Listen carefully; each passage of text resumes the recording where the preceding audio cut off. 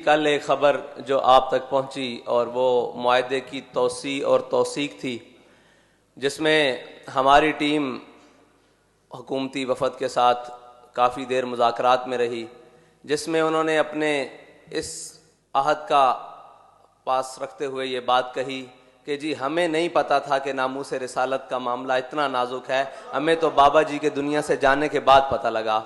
उन्होंने कहा जी हम इस मामले पर अमली इक़दामात करने के लिए तैयार हैं, हमें वक्त दिया जाए।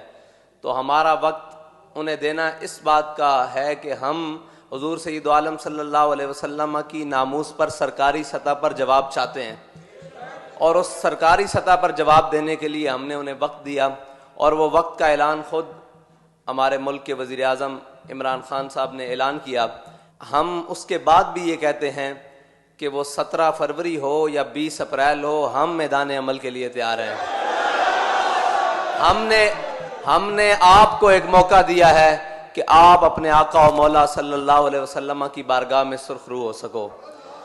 और दूसरी बात यह है कि उनका खुद बैठकर हमारी टीम से ये बात करना कि जी हम इस मामले में अब सीरियस हो चुके हैं, ना तो सिविल गवर्नमेंट हमारी नामूस रिसालत पर कोई बात सुनती है, वो कहते हैं जी सब कुछ हो सकता है, नामूस रिसालत के परवानों पर शैल नहीं गिराए जा सकते। उन्होंने कहा जी इदारों के लोग वो भी इस बात के ऊपर हैं कि सब कुछ हो सकता है, सबको रोका जा सकता है, नामूस रिसालत के परवानों को नहीं रोका जा सकता। तो हम आपके सामने इस बात का अहद करते हैं कि आप हमें वक्त दें, इंशाअल्लाह हम अमली तस्वीर में आएंगे।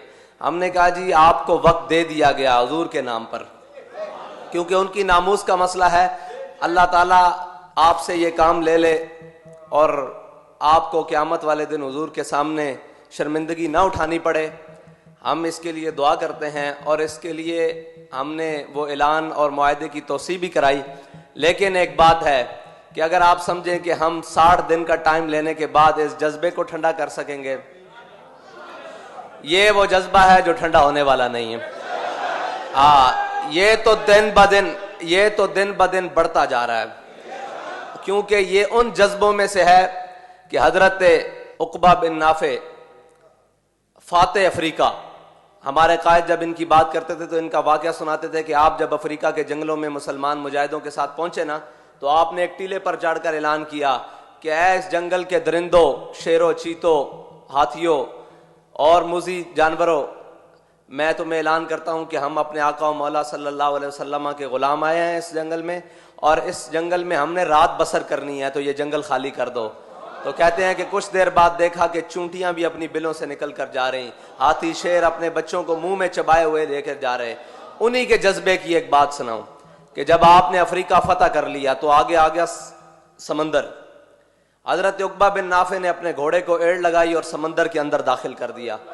जब घोड़े की गर्दन तक पानी पहुंचा ना और आपकी कमर तक पानी पहुंचा, तो आपने घोड़े की बाग खींच के ना ऐसे आसमान की तरफ बुलंद की और अपना मुंह भी आसमान की तरफ बुलंद करके कहा कि मेरे मौला, तू गवाह रहना कि उक़बा बिन नाफे का जज्बा जिहाद खत्म नहीं हुआ, तेरी जमीन खत्म हो गई है। यह बात किसी की गलत फहमी में न रहे कि लब्बैक वालों को 60 दिन का चकमा देकर या 60 दिन हमसे मांग कर, हमने तो अपने इखलास की बुनियाद पर दिया है, इसलिए कि हमारी रियासती सतह पर फ्रांस को जवाब हो जाए। क्योंकि हमारे आयद मिल्लत इस्लामिया अल्लामा खादिम हुसैन रिजवी की एक ही ख्वाहिश थी कि वो रियासती सतह के ऊपर गुस्ताखी हुई है तो जवाब भी रियासती सतह के ऊपर होना चाहिए। हमने उस रियासती सतह के ऊपर जवाब के लिए आपको मजीद 60 दिन दिए हैं, उसके अंदर आप करें।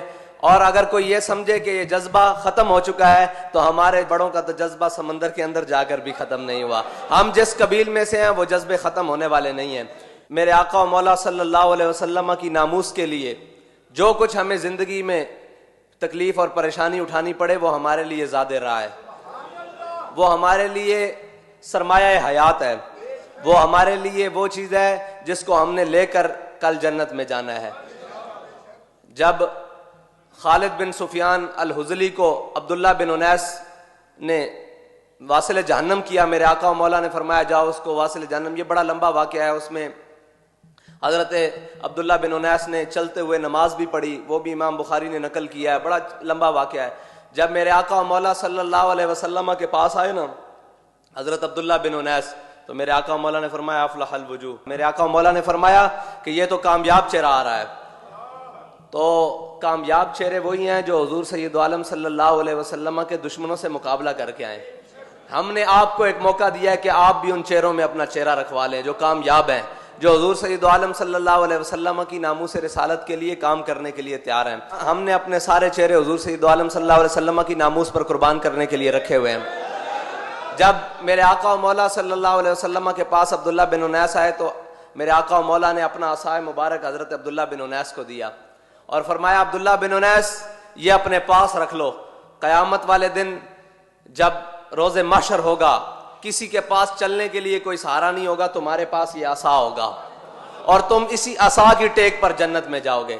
तो हजरत अब्दुल्ला बिन उनैस ने वो असा वसीयत की थी कि मेरी कब्र में रख देना। और हम ये पैगाम देना चाहते हैं कि तहरीक लब्बैक या रसूलुल्लाह के कारकुनों ने जो फार्म फिल किए हुए हैं ना हुजूर सैयद आलम सल्लल्लाहु अलैहि वसल्लम की नामूस रिसालत के लिए, वो सब ने वसीयत की हुई है कि ये जो फार्म है ये हमारी कफन में रख देना। कल क़यामत के दिन हम हुजूर के सामने जाकर पेश होंगे, या रसूलुल्लाह हम उस जमात से थे जो आपकी नामूस रिसालत के लिए सबसे पहले मैदान अमल में निकलती थी। हम उस कायद के पीछे थे जिस कायद ने हुजूर सैयद आलम सल्लल्लाहु अलैहि वसल्लम की नामूस रिसालत के लिए सबसे पहले आगे कदम बढ़ाया था।